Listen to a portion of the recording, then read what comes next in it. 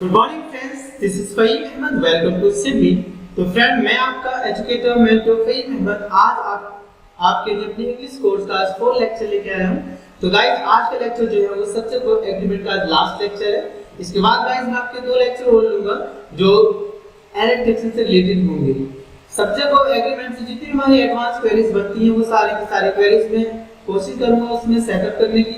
इसके साथ साथ गाइस प्रीवियस एग्जाम से रिलेटेड हमारी जितनी क्वेरीज पूछी जाती है, जो मोस्टली पूछी जाती है हर एग्जाम में, वो क्वेरी मैं उसमें सेट करूंगा। तो गाइस, इसके साथ साथ मेरी आपसे रिक्वेस्ट है गाइस कि आप ये चारों के चारों लेक्चर आप जरूर देख लें, क्योंकि अगर आपने ये लेक्चर ढंग से देख लिया गाइस तो आप विद इन 3 और 5 सेकंड्स में हर एक क्वेरी को बहुत इजी वे में आप सॉल्व कर लोगे। तो गाइस स्टार्ट करते हैं। Let's start the waste your time. तो गाइस बिना टाइम बर्बाद किए स्टार्ट करते हैं। तो गाइस, जैसे मैं आपको बता चुका हूं कि आज का जो लेक्चर है वो हमारा 4th लेक्चर है।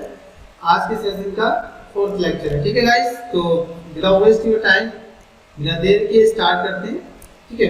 तो आज के लेक्चर में गाइस हमारा फर्स्ट कॉन्सेप्ट है whenever do is used as main verb and something, everything, anything, nothing given after do and just after except or but. In that condition, infinitive is required after except or but, so it is always in where infinitive form or direct infinitive form. I mean to say guys कि जब कभी भी do का प्रयोग हम main verb के रूप में करते हैं और उसके तुरंत बाद something, everything, anything, nothing का प्रयोग किया जाता है और जस्ट इनके बाद में except या but का प्रयोग किया जाता है एज अ प्रीपोजिशन के रूप में। इन दैट कंडीशन गाइस, हमेशा इनके बाद आने वाला जो वर्ब होता है वो डायरेक्ट इंफिनिटिव के रूप में होता है, वेयर इंफिनिटिव के रूप में होता है, बल्कि यूं कहिए इंफिनिटिव विदाउट टू के रूप में होता है, ठीक है। यानी हम स्ट्रक्चर के माध्यम से समझने का प्रयास करें गाइस तो क्या होगा, हम सब्जेक्ट इस्तेमाल करते हैं, उसके तुरंत बाद अभी जो मेन वर्ब है गाइस ये टेंस के हिसाब से कोई सी हो सकती है, डिड हो सकता है, डन हो सकता है। मान लो कि यहाँ हैड है पहले, डन भी हो जाएगा, ओके। तो हम, मेरा कहने का मतलब ये है गाइस कि इसे हम मेन वर्ब के रूप में इस्तेमाल करेंगे और इनके बाद क्या यूज करेंगे, समथिंग, एवरीथिंग, एनीथिंग, नथिंग और जस्ट इसके बाद में एक्सेप्ट या फिर वर्ड का प्रयोग करेंगे। तो ऐसी कंडीशन में आने वाला जो वर्ब होगा गाइस वो हमेशा V1 के रूप में होगा, डायरेक्ट इंफिनिटिव के रूप में होगा, ठीक है। अगर उसके बाद बचा हुआ आएगा तो हम लिख देंगे, यानी ये जो रेस्ट होता है ये होता है हमारा शेष बचा हुआ, अंडरस्टैंड। तो एग्जांपल के थ्रू समझने का प्रयास करते हैं फ्रेंड्स। जैसे फर्स्ट एग्जांपल है हमारा, I do everything here but to study, ठीक है। तो गाइस देखो यहाँ हमने डू का इस्तेमाल किया मेन वर्ब के रूप में और इसके तुरंत बाद हमने क्या लगाया, एवरीथिंग। तो अब इसके एवरीथिंग के बाद में क्या रखा हुआ, देखो बट रखा हुआ है। तो ऐसी कंडीशन में गाइस इंफिनिटिव का प्रयोग नहीं करते हैं। किसका प्रयोग करते हैं, वेयर इंफिनिटिव का, मतलब डायरेक्ट इंफिनिटिव। तो क्या आ जाएगा, सिंपली स्टडी आ जाएगा, ओके। दूसरा सेंटेंस क्या होगा, I do everything here but study, you know understand. तो गाइस आगे बढ़ते हैं, लेट्स मूव द नेक्स्ट। अगला सेंटेंस है हमारा, she did nothing in the office except disturbing me, ठीक है। तो देखो यहाँ भी हमने डिड का प्रयोग किया, यानी डू का प्रयोग मेन वर्ब के रूप में किया, V2 के रूप में, ठीक है। इसके तुरंत बाद क्या आया गाइस, हमारे नथिंग आया, फिर क्या आ गया, देखो एक्सेप्ट आ गया। तो ऐसी कंडीशन में इसके बाद आने वाला जो वर्ब होगा वो डायरेक्ट इंफिनिटिव होगा, ना कि जीरल, ओके। तो क्या हो जाएगा गाइस, हमारा डिस्टर्ब हो जाएगा, डिस्टर्ब।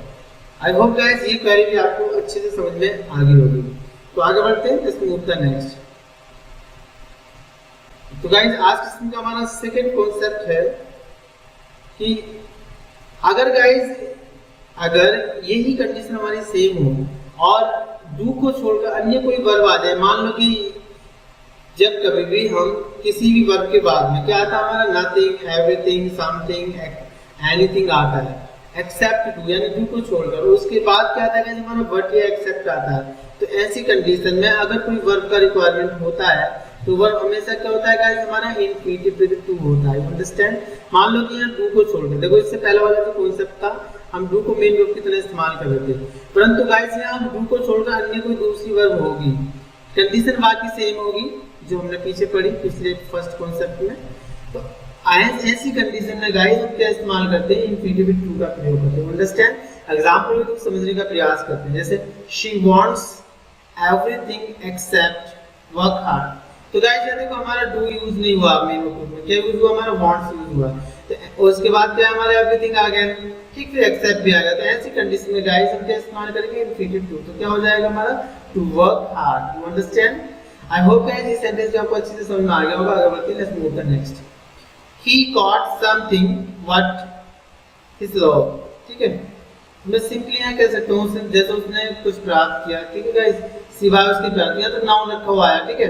अब सिंपली मैं यहाँ इसको हटा दूँ और मैं केवल वर्ब यूज करूँ और यहाँ मैं कर दूँ गाइस ये, अंडरस्टैंड? नाउन तो हम रख सकते हैं, नाउन का कोई प्रॉब्लम नहीं, ठीक है। अब मैंने यहाँ वर्ब रख दिया लगा। तो अब ऐसी कंडीशन में सही सेंटेंस क्या होगा, he got something what to love him. You understand? तो सही सेंटेंस क्या होगा हमारा, he got something what to love him. I hope guys ये सेंटेंस जो आपको अच्छे से समझ में आ गया होगा। आगे बढ़ते हैं, लेट्स मूव टू नेक्स्ट। तो अगला कॉन्सेप्ट है आज के सेशन का गाइस कि whenever some verbs are used in the sentence like know, ask and forget and infinitive is given after them. In that condition, question were always used between these verbs and the infinitive. You understand?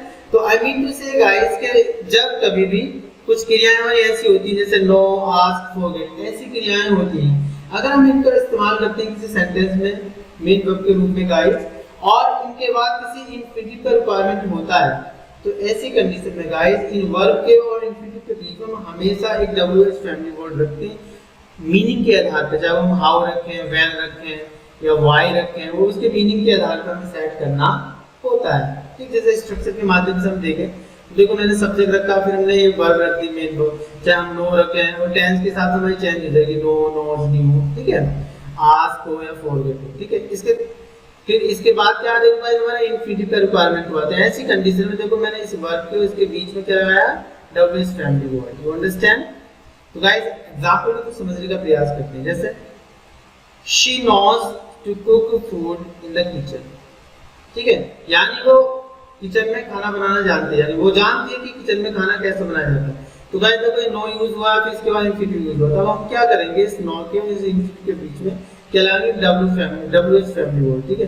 हमारा क्या हो जाएगा guys, how हो जाएगा, यानी how हमारा यहाँ सही सेट हो जाएगा, यानी she knows how to cook food in the kitchen, ठीक है। तो हम कह सकते हैं क्वेश्चन वर्ड का है रिक्वायरमेंट हुआ है, हम व्हेन का इस्तेमाल भी कर सकते हैं, ठीक है, लेकिन यहाँ हाउ जो है वो सही सेट हो रहा है। अंडरस्टैंड? आगे बढ़ते हैं, लेट्स मूव टू नेक्स्ट। अगला सेंटेंस है guys, I know to climb up this tree. देखो गाइस यहाँ भी हमारा नो यूज हुआ, फिर यहाँ इंफिनिटिव आ गया, तो अब इसके बीच में क्या लगाएंगे हम, हाउ लगाएंगे। अंडरस्टैंड? यानी I know how to climb up this tree. I hope guys ये कांसेप्ट भी आपको अच्छे से समझ में आ गया होगा। आगे बढ़ते हैं, लेट्स मूव टू नेक्स्ट।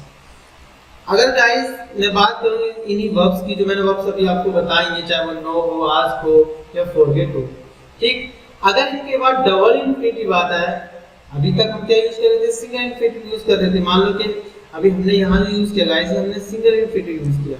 अगर इन्हीं वर्ब्स के बाद में गाइस मान लो कि डबल इंफिनिटिव आ जाए, तो कंडीशन हमारी क्या होगी। तो देखो दीज वर्ब्स का मतलब हो गया यही वर्ब जो हमने पहले पढ़ी, ठीक है, और इसके बाद डबल इंफिनिटिव आ जाए, तो ऐसी कंडीशन में दोस्तों हम डब्ल्यूएच फैमिली की मतलब हाउ, व्हेन के स्थान पर क्या लगाते हैं, हमेशा वेदर का प्रयोग करते हैं। अंडरस्टैंड? ये ध्यान रखें। दूसरी बात यहाँ और का प्रयोग की, और हम अच्छी तरह जानते हैं कि वेदर के साथ पेयर कंजंक्शन जो होता है हमारा क्या होता है, और होता है, ठीक है। तो एग्जांपल को समझने का प्रयास करते हैं friends. Let's take an example to understand better, like that. We know to start or stop this machine, ठीक है। तो गाइस देखो इस नो के बाद हमारे दो इंफिनिटिव आए, एक ये आ गया और एक ये आ गया। अंडरस्टैंड? तब ऐसी कंडीशन में गाइस हम क्या करेंगे, इन वर्ब के और इंफिनिटिव के बीच में क्या लगाएंगे, वेदर का प्रयोग करेंगे। You understand? ना कि हाउ का। तो सही सेंटेंस के को we know whether to start और stop this machine. I hope guys ये सेंटेंस आपको अच्छे से समझ में आ गया होगा। आगे बढ़ते हैं, लेट्स मूव टू नेक्स्ट। अगला सेंटेंस है, the manager asked to reduce the speed और इंक्रीज। अंडरस्टैंड? देखो यहाँ भी गाइस हमारा आस्क के बाद क्या है, डबल इंफिनिटिव आया। तो ऐसी कंडीशन हम क्या करेंगे, इस आस्क के बाद हम किसका प्रयोग करेंगे गाइस, हम वेदर का। ओके, तो इससे सेंटेंस क्या होगा हमारा, the manager asked whether to reduce the speed और increase. Understand? I hope guys ये कांसेप्ट भी आपको अच्छे से समझ में आ गया होगा। आगे बढ़ते हैं, लेट्स मूव टू नेक्स्ट। ठीक है। तो गाइस इस सेशन का हमारा 5वां कॉन्सेप्ट है कि जब कभी भी किसी सेंटेंस में कोई मॉडल्स दे रखी हो, ठीक है, या उसके बाद रादर या रादर देन दे रखा हो, या हैड बेटर देन दे रखा हो, या हैड बेटर दे रखा हो, हैड सूनर देन दे रखा हो, या हैड सूनर दे रखा हो, वुड रादर देन दे रखा हो, या फिर वुड रादर दे रखा हो, ठीक है। ठीक, तो ऐसी कंडीशन में इनके तुरंत बाद जो आने वाला गाइस हमारा वर्ब होता है वो हमेशा वेयर इंफिनिटिव, डायरेक्ट इंफिनिटिव होता है, यू अंडरस्टैंड। और अगर इनके बाद देन भी रखा हुआ होगा फ्रेंड्स, तो ऐसी कंडीशन में देन के बाद भी हम डायरेक्ट इंफिनिटिव का ही प्रयोग करते हैं, यू अंडरस्टैंड। तो एग्जांपल को समझने का प्रयास करते हैं फ्रेंड्स। जैसे फर्स्ट एग्जांपल है हमारा, you had better gone from here. तो देखो दोस्तों, जब यहाँ हैड यूज हुआ, हम जनरली जानते हैं कि हैज, हैव, हैड के बाद हम जनरली क्या जानते हैं कि वर्ब की थर्ड फॉर्म का प्रयोग करते हैं, ठीक है। परंतु यहाँ दोस्त हमारा जबकि हैड आया है, फिर हमने क्या लगाएंगे, हम यहाँ गोन का प्रयोग नहीं करेंगे। किसका प्रयोग करेंगे, हम गो का प्रयोग करेंगे। गो का प्रयोग क्यों करेंगे फ्रेंड्स, हम गो का प्रयोग इसलिए करेंगे क्योंकि हैड बेटर आया, हैड के बाद में एक्सप्रेशन दे रखा है, ठीक है। तो ऐसी कंडीशन में जो हमने गोन लिख रखा है, इसके लिए क्या लगाएंगे, हम गो का प्रयोग करेंगे, अंडरस्टैंड। तो ध्यान रखेंगे कि जब कभी भी हैज, हैव या हैड के बाद कोई एक्सप्रेशन दे रखा होता है, ठीक है, कोई एक्सप्रेशन दे रखा होता है, तो ऐसी कंडीशन में गाइस हम हमेशा वी1 का प्रयोग करते हैं इनके बाद। और अगर गाइस कोई नाउन दे रखा है इनके बाद नाउन, ठीक है, तो ऐसी कंडीशन में इंफिनिटिव टू का प्रयोग करते हैं, अंडरस्टैंड। ये ध्यान रखेंगे आपके, जब कभी एक्सप्रेशन दे रखा हो उसके बाद वर्ब का रिक्वायरमेंट हो तो हम वी1 का प्रयोग करते हैं, जैसे हैड बेटर या लिखा हुआ एक्सप्रेशन, ठीक है।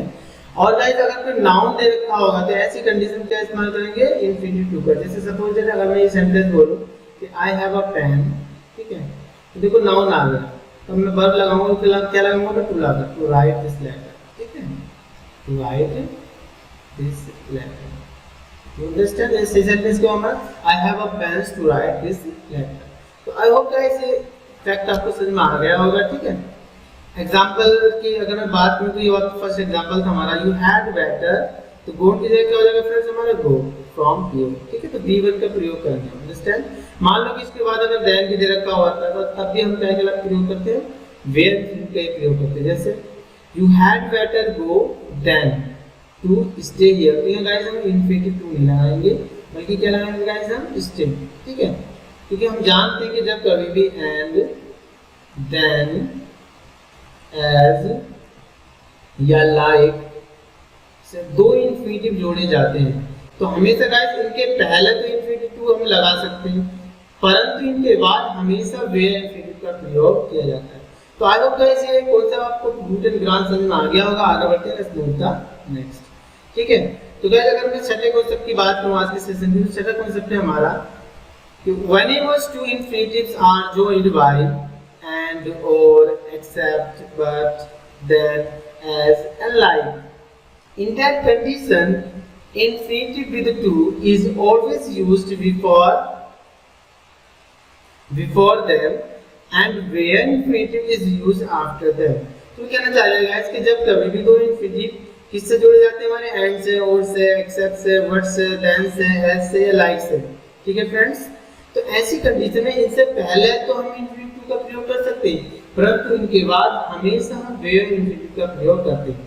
स्ट्रक्चर के थ्रू समझने का प्रयास करते हैं। जैसे सब्जेक्ट आगे गाइस हमारा, फिर उसके बाद मैंने वर्ब भी कोई भी टेंस के हिसाब से आ जाएगी।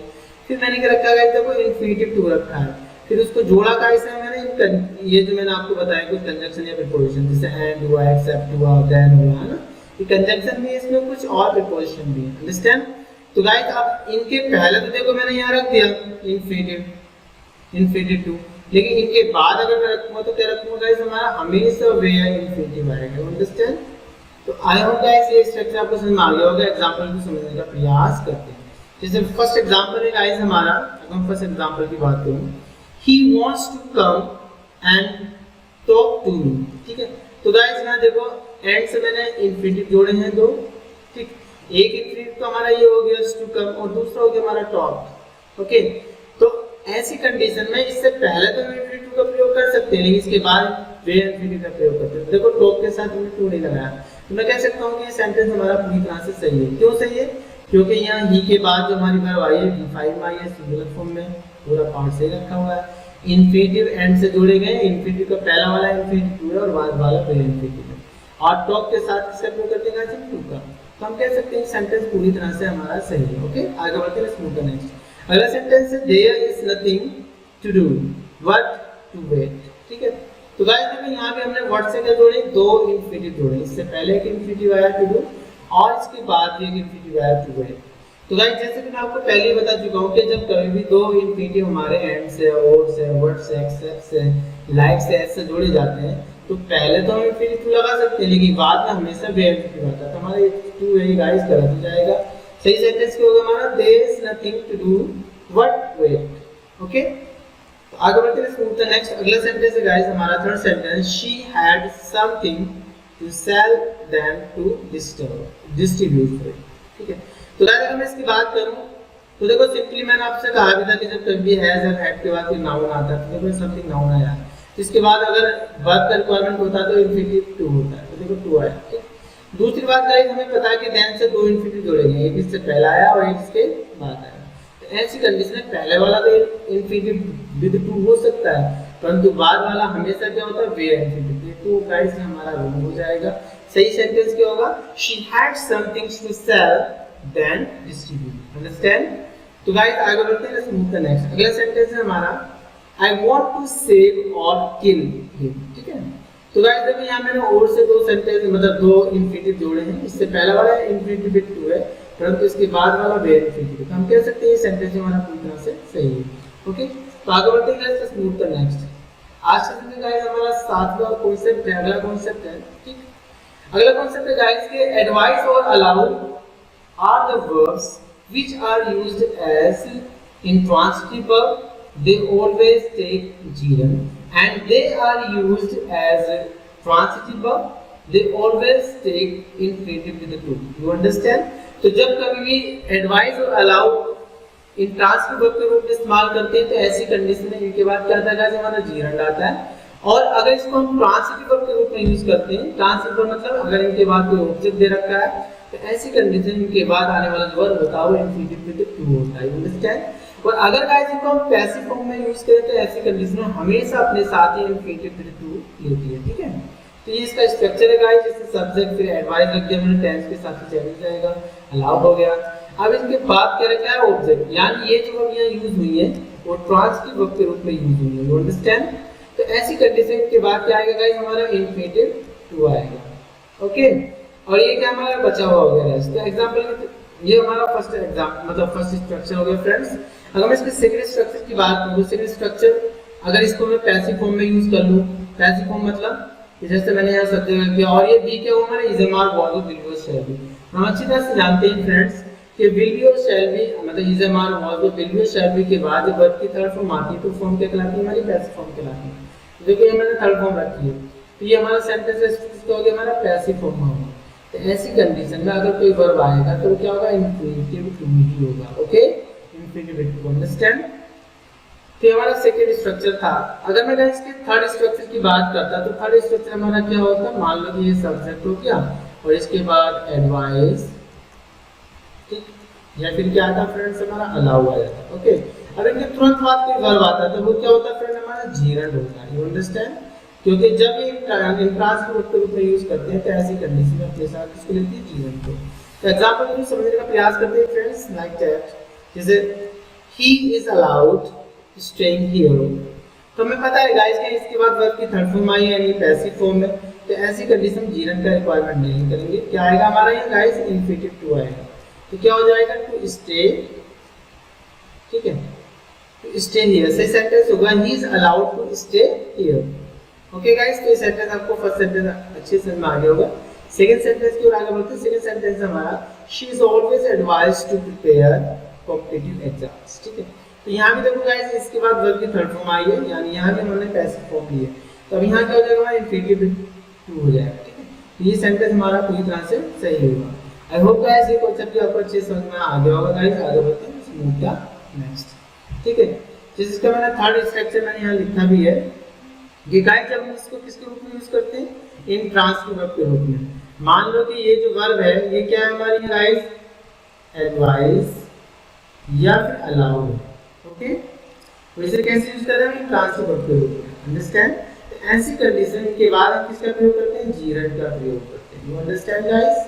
फिर यहाँ बच्चा हुआ हमारा रेस्ट आ जाएगा। एग्जांपल को समझने का प्रयास करते हैं, जैसे माय फादर ऑलवेज एडवाइसेस, यानी मेरे पिता हमेशा सलाह देते हैं क्या करने की, to have the needy person, जरूरतमंद लोगों की मदद करने की। तो गाइस यहाँ एडवाइस का कोई ऑब्जेक्ट नहीं दिया हुआ है, तो ऐसी कंडीशन में क्या यूज करेंगे, हेल्पिंग का प्रयोग करेंगे। अंडरस्टैंड। ओके, तो सही सेंटेंस होगा my father always advices helping the needy persons. I hope guys ये फर्स्ट सेंटेंस आपको अच्छे से समझ में आ गया होगा। अगले सेंटेंस को आगे बढ़ते हैं, लेट्स मूव द नेक्स्ट। अगला सेंटेंस है friends, you often allow to gamble here. ठीक है गाइस, ये हमारा सिंपल प्रेजेंट में यूज हुआ है और ऐसी कंडीशन में जो वर्ब यूज हुई है ये ट्रांसफर के रूप में यूज हुई क्योंकि इसका ऑब्जेक्ट दिया हुआ नहीं है। तो गाइस हम क्या यूज करेंगे, यहाँ जीरन का रिक्वायरमेंट हुआ है तो जीरन ही यूज करेंगे। क्या हो जाएगा, गैम्बलिंग हो जाएगा। ओके, तो सही सेंटेंस होगा हमारा, you often allow gambling here. I hope guys second sentence भी आपको अच्छे से समझ में आ गया होगा। आगे बढ़ते हैं, लेट्स मूव द नेक्स्ट। तो गाइस सेशन का हमारा 9th कांसेप्ट है स्ट्रक्चर को समझने का प्रयास करते हैं। ठीक है गाइस, तो अगर किसी सेंटेंस में हमारा एक तो होता है गाइस वन ऑफ, एक होता है हमारा ओनली वन ऑफ। ठीक है, तो मान लो कि किसी सेंटेंस में हमारा स्ट्रक्चर दे रखा है कि सब्जेक्ट दे रखा है, वर्ब दे रखी है, वर्ब इसके हिसाब से आएगी। अगर ये सिंगुलर है तो वर्ब सिंगुलर हो जाएगी, अगर ये प्लूरल है तो वर्ब हमारी क्या हो जाएगी, प्लूरल हो जाएगी। उसके बाद क्या दे रखा है गाइस हमारा ओनली वन ऑफ। अब ऐसी कंडीशन है इसके बाद जो आने वाला नाउन होगा वो हमेशा पीसीएन होगा, यानी प्लूरल काउंटेबल होगा, या ध्यान रखें। ओके, तो अब इसके साथ अगर हम किसी रिलेटिव प्रोनाउन को जोड़ेंगे गाइस, तो हम इस तरह से जानते हैं कि जब कभी किसी रिलेटिव प्रोनाउन का एंटीसीडेंट किससे जुड़ा होगा, हमारा ओनली वन से, सच से, द सेम से जुड़ा हो, तो ऐसी कंडीशन रिलेटिव प्रोनाउन हमेशा हम किसका प्रयोग करते हैं, दैट का। ओके, और इसके बाद आने वाला जो वर्ब होता है वो ओनली वन के हिसाब से होता है। तो गाइस हम जानते हैं ओनली वन सिंगुलर फॉर्म में होता है, तो वर्ब भी हमेशा क्या होगी, सिंगुलर फॉर्म में। ओके, तो ये प्लूरल की तो बात नहीं करेंगे क्योंकि हमेशा क्या होगी, हमारी सिंगुलर ही होगी। ठीक है, वन ऑफ के साथ। अगर हम गाइस मान लो कि ओनली वन ना होता, वन ऑफ दिया होता, तो ये वर्ब हम इस नाउन के हिसाब से रखते हैं, परंतु ये ओनली वन दे रखा है, इसलिए हमारी आगे वाली जो वर्ब होगी वो ओनली वन के हिसाब से होगी। रिलेटिव प्रोनाउन जो होगा वो भी हमारा ओनली वन के हिसाब से होगा। Understand guys. अगर प्रोनाउन की बात करें तो प्रोनाउन हमारा सिंगुलर फॉर्म में होगा और वो होगा क्या गाइस, हमारे इस नाउन के जेंडर के हिसाब से। माना कि इनका जेंडर है तो यहाँ इट्स हो जाएगा। ठीक है, माना कि मैस्कुलिन जेंडर है तो हिज हो जाएगा, फेमिनिन जेंडर है तो हर हो जाएगा, कॉमन जेंडर है तब भी हमारा हिज का प्रयोग होगा। You understand guys. एग्जांपल में जो समझने का प्रयास करते हैं friends, this is only one of the best players of the team who always win the match. तो गाइस ये बात कर ली है कि ये एकमात्र हैं उन सभी अच्छे खिलाड़ियों में से टीम के जो हमेशा मैच को जीतते हैं, ये कहना चाह रहा हूं सिंपली, है ना। तो अगर मैं बात करूं तो यहाँ क्या यूज हुआ हमारा, देखो दोस्तों ओनली वन यूज हुआ, किस में से निकाला गया है, ये निकाला गया बेस्ट प्लेयर में से, टीम के बेस्ट प्लेयर्स में से। तो ये देखो प्लूरल फॉर्म में दे रखा, लेकिन इससे हमारा कोई लेना देना नहीं। सबसे पहले तो रिलेटिव प्रोनाउन किसके साथ लगाएंगे, ओनली वन। तो यहाँ क्या हो जाएगा फ्रेंड्स, हमारा दैट आ जाएगा। You understand. इसके साथ साथ आगे जो वर्ब आएगा गाइस वो भी हमारा किसके साथ जाएगा, ओनली वन। तो यहाँ हो जाएगा हमारा विंस। ओके, तो सही सेंटेंस होगा, this is only one of the best players of the team that always wins the match. I hope guys first example आपको अच्छे से समझ में आ गया होगा। अगर आगे बढ़ते हैं मूव टू नेक्स्ट। अगला सेंटेंस है गाइस हमारा, Rahul is only one of them whom you honored here last year। ठीक है गाइस, तो यहाँ भी हमारा क्या यूज हुआ, ओनली वन ऑफ यूज हुआ है। तो ऐसी कंडीशन में रिक्वायरमेंट जो होगा हमारा रिलेटिव प्रोनाउन का गाइस वो दैट होगा।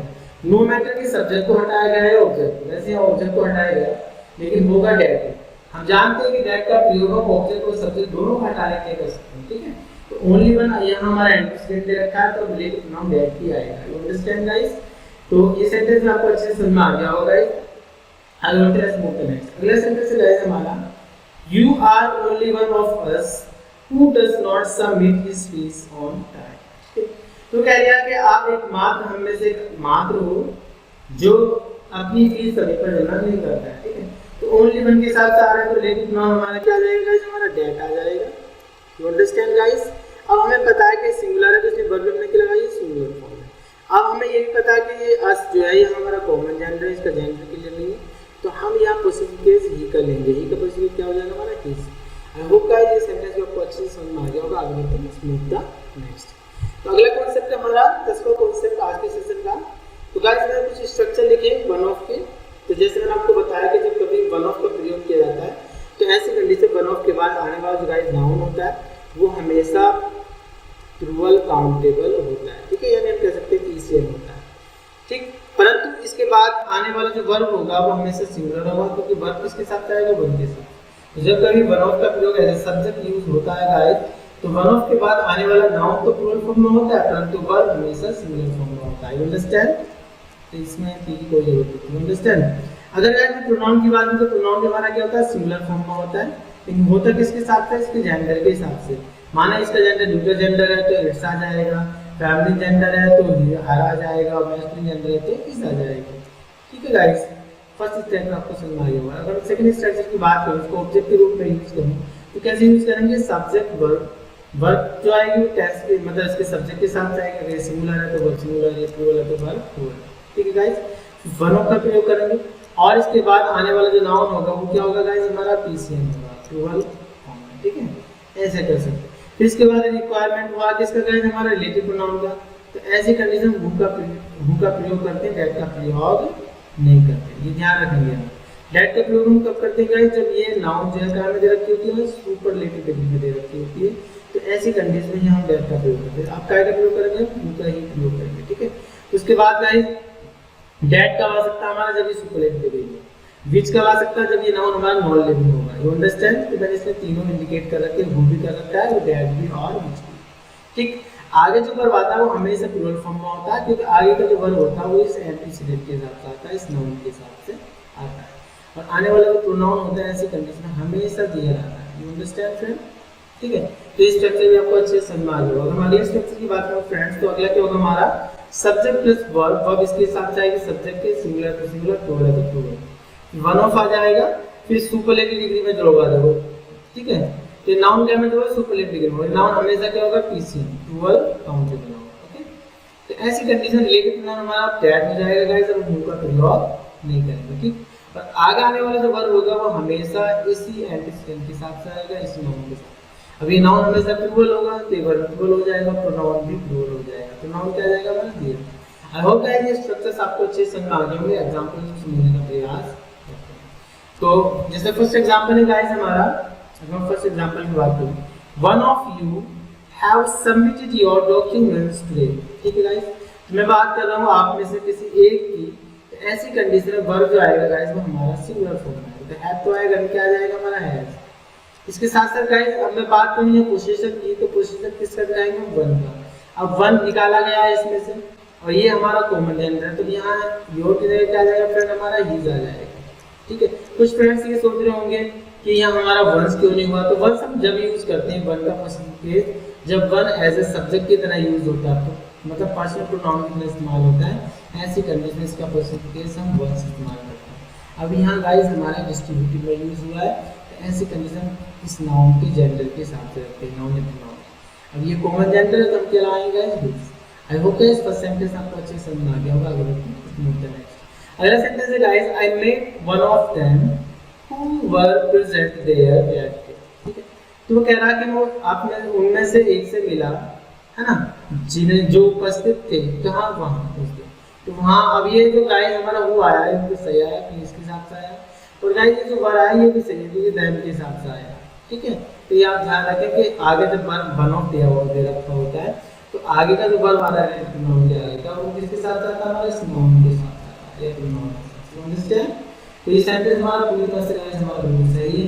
थर्ड कॉन्सेप्ट मतलब थर्ड सेंटेंस की बात करते हैं, this is one of the most important books which are very useful for UPSC exams, ठीक है।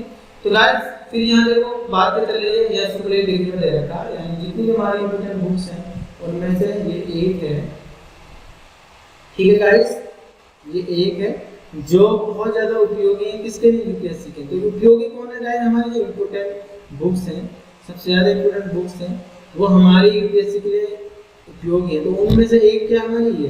तो ऐसी कंडीशन में गाइस हमारा ये सुपरलेटिव डिग्री में दे रखा है एंटीसीडेंट, ठीक है, मोस्ट रखा हुआ है। तो अब यहाँ हम दैट का प्रयोग करेंगे, नो मैटर कि वो लिविंग है या नॉन लिविंग। लेकिन वर्ब जो आएगी मेरे वो प्लूरल फॉर्म में आएगी क्योंकि इस नाउन के हिसाब से ही आएगी। तो ये थर्ड सेंटेंस भी आपको अच्छे से समझ में आ गया होगा फ्रेंड्स। अगर बढ़ते हैं चौथे को सेंटेंस पे, हमारा फोर्थ सेंटेंस है guys, I give that book to one of the boys who was playing in front of your house. ठीक है, तो कह रहा है कि मैंने वो किताब उन लड़कों में से एक को दी थी, है ना, जो खेल रहे हैं, ये सॉरी जो खेल रहे थे कहाँ, तुम्हारे घर के सामने। ठीक है गाइस, तो ऐसी कंडीशन में खेल कौन रहे थे, लड़के। अब ये वर्ब आएगा फ्रेंड्स, तो हमारा इस नाउन के हिसाब से नाउन प्लूरल फॉर्म में, तो यहाँ क्या आ जाएगा, वॉज के लिए तो बना है। दूसरी बात गाइस, हमारे सुप्रीम लीग में देवर नहीं है और एंटीजन व्यक्ति है, तो ऐसी कंडीशन में वो का प्रयोग करेंगे, यानी वो हमारा बिल्कुल सही रहेगा। तो गाइस ये सेंटेंस भी आपको अच्छे से समझ में आ गया होगा। आगे बढ़ते हैं, लेट्स मूव द नेक्स्ट। तो गाइस आज के सेशन का 11 कॉन्सेप्ट है, तो कुछ वन के ही मैंने यहाँ एग्जांपल दिए। जैसे अगर जब कभी हम और से दो नाउन या प्रोनाउन जोड़ें, तो ऐसी कंडीशन में गाइस आने वाला वर्ब और प्रोनाउन जो होता है वो हमेशा और के बाद वाले नाउन या प्रोनाउन के साथ होता है, क्योंकि और ऐसा कंजंक्शन होता है जो हाईलाइट होता है बाद वाले का। ठीक है, तो अब गाइस जैसे मैंने इसके बाद नाउन रख दिया, तो हम जानते हैं कि दो प्लूरल गार्डियन नंबर है, तो ऐसी कंडीशन नाउन जो होगी वो हमेशा पीसी में होगी, plural countable noun. You understand? और वर्ब की क्या हो जाएगी, सिस्टम प्लूरल फॉर्म हो जाएगी, तो नाउन हमारा हमेशा हो जाएगा क्लियर। You understand? तो फर्स्ट स्ट्रक्चर आपको समझ में आ गया होगा। अगर मैं सेकंड स्ट्रक्चर की बात करूं, 1 और 2, डायरेक्ट अगर हम 1 और 2 को सब्जेक्ट के रूप में यूज करेंगे तो ये अभी भी हाईलाइटेड है बाद वाले का, तो पर अभी भी क्या आ जाएगा, प्लूरल फॉर्म आ जाएगी, तो नाउन हमारा क्या है गाइस, देयर आ जाएगा। अंडरस्टैंड? अगर मैं गाइस करूं इसके थर्ड स्ट्रक्चर की बात, तो क्या हो जाएगा हमारा मोर देन प्लस 1। तो जब कभी भी more than plus 1 as a subject के रूप में यूज होता है गाइस, तो हम ऐसी कंडीशन में वर्ब इस्तेमाल करते हैं, सिंगुलर फॉर्म में इस्तेमाल करते हैं, और प्रोनाउन भी क्या इस्तेमाल करते हैं, सिंगुलर। ठीक है गाइस, अगर बात करें चौथे स्ट्रक्चर की, अगर मोर के बाद कोई नाउन दे रखा होता है तो ऐसी कंडीशन में नाउन हमेशा पीसीएम में होता है या प्लूरल काउंटेबल, और उस दैट के बाद क्या आता है, हमारा वन आता है। तो ऐसी कंडीशन में जो वर्ब का प्रयोग करते हैं हम वो उस नाउन के हिसाब से करते हैं, तो वर्ब हमारा प्लूरल फॉर्म हो जाएगी, तो नाउन भी हमारा प्लूरल फॉर्म, क्योंकि जैसी वर्ब होती है वैसे ही हमारा, अगर वर्ब सिंगुलर होती है सेंटेंस में तो प्रोनाउन हमारा सिंगुलर फॉर्म में इस्तेमाल किया जाता है। तो गाइस एग्जांपल को समझने का प्रयास करते हैं। जैसे फर्स्ट एग्जांपल है फ्रेंड्स कि 1 और 2 students does not learn their lesson. ठीक है, तो हम जानते हैं गाइस कि स्टूडेंट्स हमारा प्लूरल फॉर्म है, तो वर्ब भी हमारी क्या आएगी, प्लूरल फॉर्म। तो 10 की जगह क्या हो जाएगा हमारा 2। तो सही सेंटेंस क्या होगा, 1 और 2 students do not learn their lesson. तो कहीं हमारा दिया भी सही है, क्योंकि नाउन प्लूरल फॉर्म में, तो प्रोनाउन भी क्या हो जाएगा हमारा प्लूरल। ओके, सेकंड एग्जांपल की बात करूं मैं गाइस, तो सेकंड क्या होगा हमारा, 1 और 2 have been invited here to deliver a short speech। ठीक है, तो इस दो के साथ से वर्ब रखेंगे, तो ये हमारा ये सेंटेंस पूरी तरह से सही है। सेकंड सेंटेंस पूरी तरह से। और थर्ड सेंटेंस की बात करूं friends, more than 1 is correct here। ठीक है, तो more than 1 होता है गाइस, तो ऐसी कंडीशन में वर्ब जो आती है हमारी 1 के साथ से आती है, तो ये हमारा ये सेंटेंस पूरी तरह से सही है। अगर मैं चौथे सेंटेंस की बात करूं फ्रेंड्स, तो चौथा सेंटेंस है हमारा, more girls than 1 has recognized you today। तो हम जानते हैं गाइस कि जब कभी मोर के बाद नाउन दे रखा होता है, तो वो नाउन हमारा हमेशा क्या होता है, पीसीएम, प्लूरल काउंटेबल नाउन, और उसके बाद अगर डेन दे रखा होता है फिर वर्ब। तो ऐसी कंडीशन में आने वाला जो वर्ब होता है वो गाइस हमेशा हमारा मोर के बाद वाले नाउन के साथ होता है। मोर के बाद नाउन क्या हमारा प्लूरल फॉर्म है, तो वर्ब कैसी हो जाएगी, हैज की जगह हैव हो जाएगी। ओके, तो आई होप गाइस ये सेंटेंस आपको अच्छे से समझ आ गए। अगर मुद्दा नेक्स्ट, तो आज से हमारा 12 स्ट्रक्चर है गाइस। अगर बात करूं ओनली 1 की गाइस, अगर बोलते ओनली 1 ऑफ नाउन, मतलब ओनली 1 में एज ए सब्जेक्ट के रूप में हमारा दे रखा है, तो अब ये नाउन जो होगा हमारा क्या होगा गाइस, हमारा पीसीएम होगा। तो वर्ब हमारी ओनली 1 के हिसाब से आएगी। ठीक है, प्रोनाउन हमारा ओनली 1 के हिसाब से आएगा इस नाउन की जेंडर में। अगर मैं ओनली 1 को डायरेक्ट रखूं या ओनली 1 के बाद नाउन रखूं, तो ये हमेशा क्या होगा हमारा गाइस, सिंगुलर काउंटेबल नाउन। ठीक है, ओनली 1 के बाद अगर मैं नाउन रखूं तो क्या होगा, सिंगुलर काउंटेबल। ठीक है, उसके बाद रिलेटिव प्रोनाउन हमेशा हमारा डेट आएगा, क्यों, क्योंकि एंटीसिडेंट क्या दे रखा है हमारा, ओनली सिंगुलर। फिर सब्जेक्ट दे देंगे गाइस, और ये वर्ब जो आएगी सब्जेक्ट के साथ, सिंगुलर है तो सिंगुलर, प्लूरल है तो प्लूरल। ठीक, परंतु ये जो वर्ब है गाइस ये हमेशा हमारी क्या होगी, सिंगुलर, क्योंकि ये वर्ब किस हिसाब से होगी, इस नाउन के हिसाब से। You understand? तो आपको सेकंड स्ट्रक्चर समझ आ गया होगा। अगर मैं थर्ड स्ट्रक्चर की बात करूं, थर्ड स्ट्रक्चर हमारा guys subject plus verb plus only 1 फिर ऑफ। अभी ओनली वन के बाद जो नाउन आया है हमारा क्या होगा, हमारा पीसीएन होगा। ठीक, ऐसी कंडीशन में रिलेटिव प्रोनाउन क्या आएगा, हमारा डेट आ जाएगा। You understand. अब वर्ब जो होगी गाइस वो हमारी किसके साथ आएगी, ओनली वन के साथ। तो क्या हो जाएगी, सिंगुलर फॉर्म। तो नाउन भी क्या हो जाएगा, हमारा सिंगुलर फॉर्म इस नाउन के जमने के साथ। You understand. तो गाइस आई होप कि आपको सारे कॉन्सेप्ट अच्छे से समझ आ रहे होंगे। अगर मैं गाइस चौथे स्ट्रक्चर की बात करूं, चौथा स्ट्रक्चर होगा हमारा सब्जेक्ट वर्ब इसके साथ रहेगा। ठीक, अगर बात हो ओनली वन ऑफ की, तो इसके बाद अगर नाउन जो आएगा हमारा हमेशा पीसीएन होगा, यानी फुल काउंटेबल। रिलेटिव प्रोनाउन क्या रहेगा, हमारा डेट आ जाएगा। फिर क्या कंडीशन होगी, देखो यहाँ हमने डायरेक्ट वर्ब रखे थे, अंडरस्टैंड, लेकिन यहाँ किसको हटा रहा है, ऑब्जेक्ट, जो यहाँ क्लोज दे रखा है। परंतु इसके बाद जो वर्ब दे रखा है, तो ये जो वर्ब होगा इसके बाद वाला वो हमारा क्या होगा, सिंगुलर फॉर्म होगा। तो वो किसके साथ आएगा, ओनली वन के साथ। You understand guys.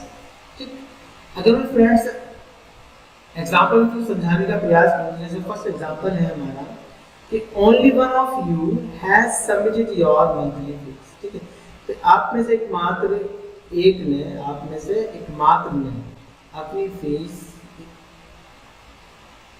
अपनी मंथली फीस जमा की है। तो हम जानते हैं गाइस कि हमारा यहाँ पोजीशन शो हुआ है, और पोजीशन के लिए हम ओनली वन के हिसाब से पोजीशन दिखाएंगे। हम जानते हैं गाइस कि ओनली वन यू में से निकला हुआ यू, यहाँ हमारा कॉमन जेंडर है, तो क्या हो जाएगा हमारा हिज। तो सही सेंटेंस क्या होगा, only one of you has submitted his monthly fees. I hope guys ये सेंटेंस आपको अच्छे से समझ आ गया होगा। आगे बढ़ते हैं, लेट्स मूव टू नेक्स्ट। अगला सेंटेंस है फ्रेंड्स हमारा, the only book which I give to you is useful for all your exams. तो गाइस एंटीसीडेंट हमारा ओनली में दे रखा है, तो ऐसे कभी बीच नहीं आएगा, क्या आएगा हमारा डेट आ जाएगा।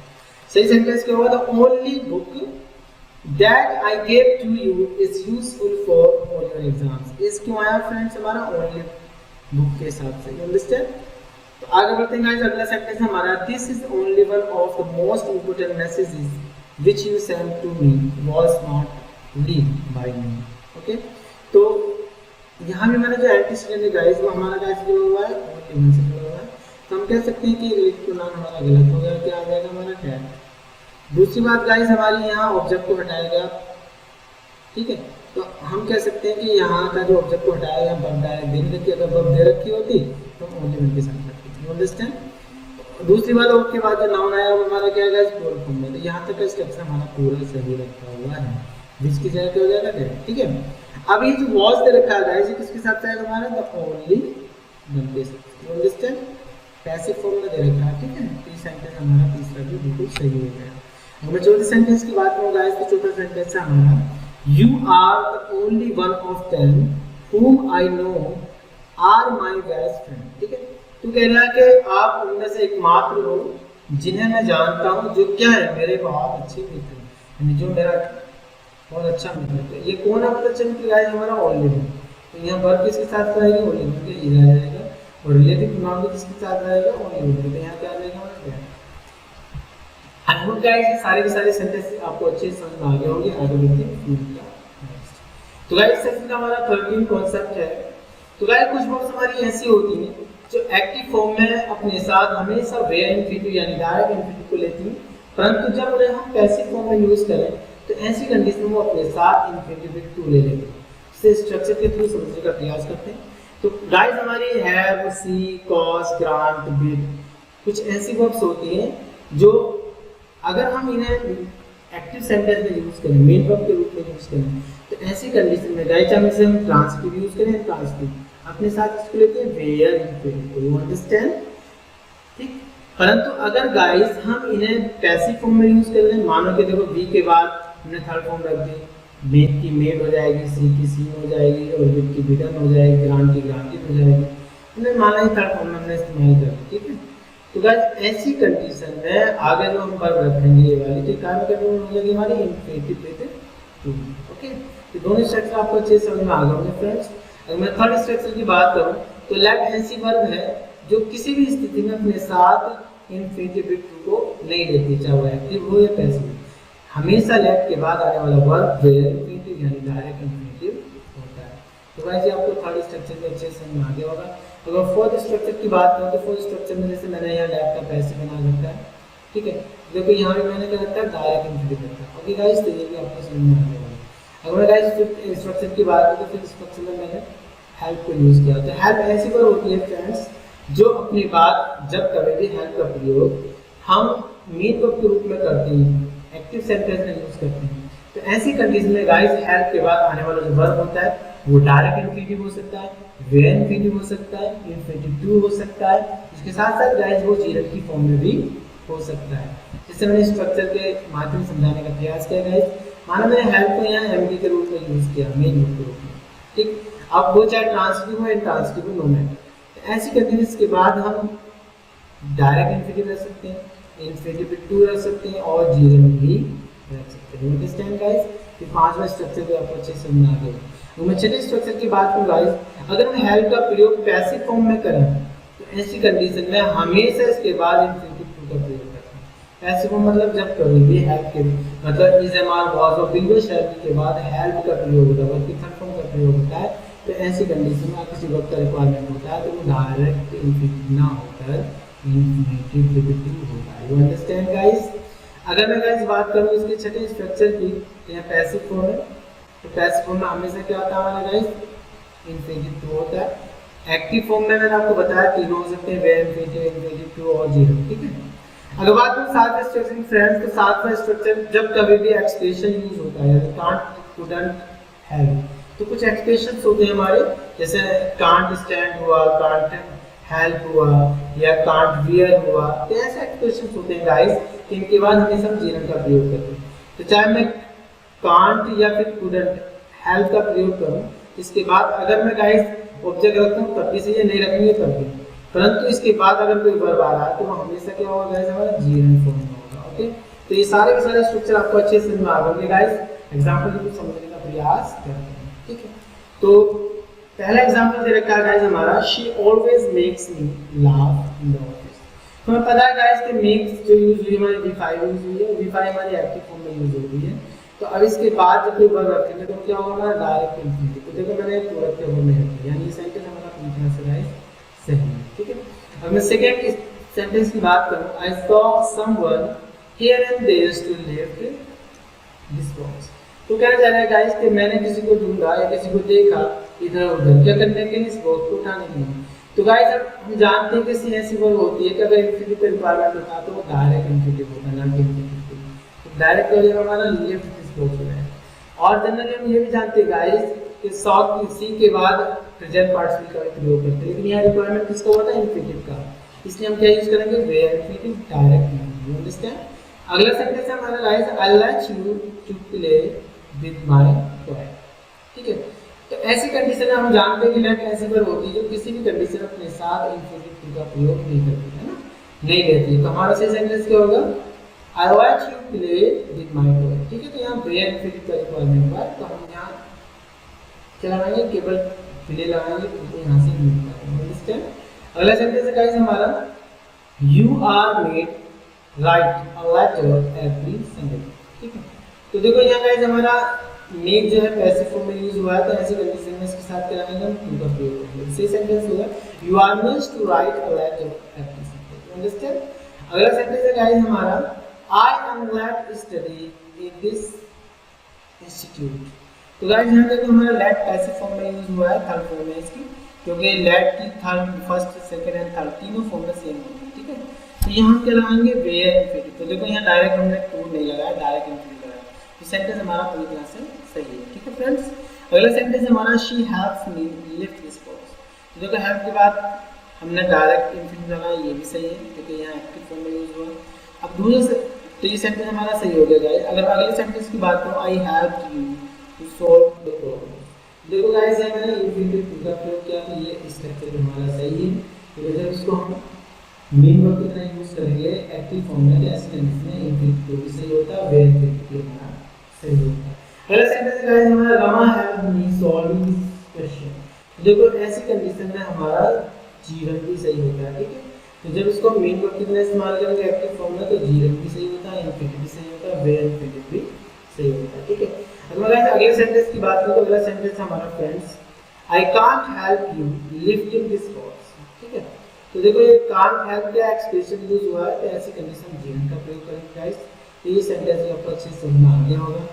तो गाइस आज का सेशन आपको अच्छे से समझ में आ गया होगा, मैं उम्मीद करता हूँ कि सेशन आपको पसंद आया होगा। Okay, till then take care, keep practicing and have fun. Bye bye. See you.